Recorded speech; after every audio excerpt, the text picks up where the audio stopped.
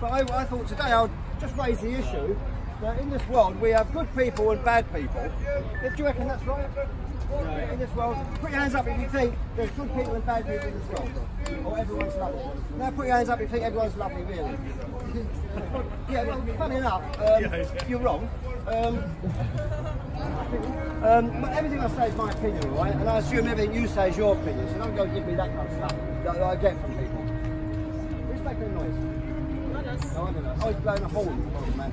And anyway, so there's good people and bad people. Now the interesting thing is, most people, they've got some good in them and some bad in them, haven't they? So, you know, that's most people. But some people only show their bad side, and some people go out their way to show their good side.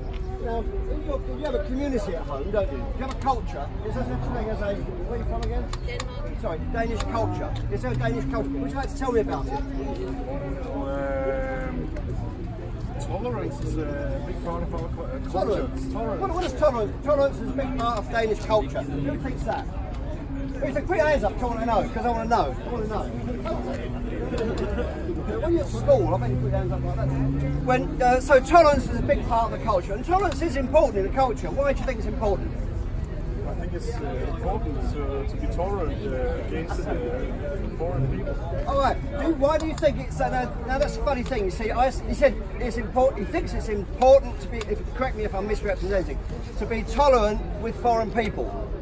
That's funny because I didn't ask that question. What I said. Why is it important to be tolerant within the Danish culture? Foreign people are not necessarily, and probably unlikely, to be within the Danish culture. Now, I don't think it's necessarily good to be tolerant with everybody, because there's good people and bad people. Now, just because they're foreigners, does that make it okay to be tolerant with a foreign bad person? No. So why did you equate the two? Yeah? So you've learned something, right? You've equated good with foreign. Now, I don't know why you did that, and I think it's probably because you've been a little bit sort of influenced by the way things are going in Europe and the globe generally, to think it's always good to be nice to people. Well, it isn't. But it's not. I didn't say it's good to be nasty. I just said it isn't always good to be nice. Most of the times we're just indifferent. You know, because we don't, you know, just let people get on with their life, get on with their life. That's not being tolerant, by the way, letting people get on with their life. Being tolerant is making a sacrifice such that you can actually get on with each other.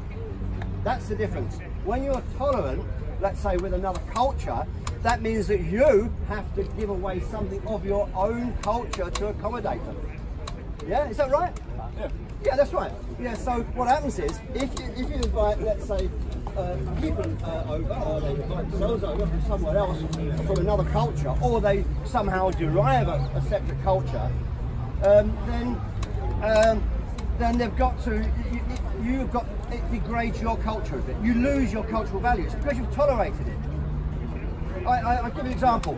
If someone from another culture come along and said, "Oh, we're lovely people. We love everyone around us, and we tolerate people too." And yeah, okay. They said, "Well, in my culture, we always sacrifice our firstborn." You see, would you accept that if someone said that? So you're not that tolerant. So there's a limit to your tolerance. Oh, right. Now let's explore that and find out how far that tolerance of yours is limited, because that's an important bit. Because when you tolerate something, it means you don't react.